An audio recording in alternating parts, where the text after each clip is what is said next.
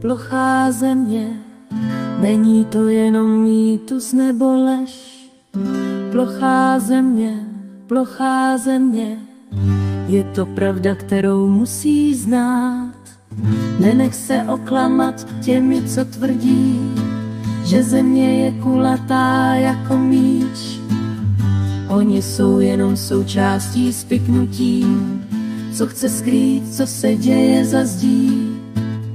Plochá země, není to jenom mýtus nebo lež. Plochá země, je to pravda, kterou musí znát.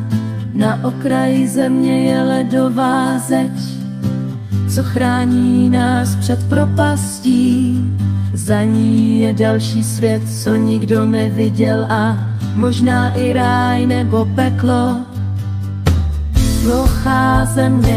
Plochá země, není to jenom mýtus nebo lež.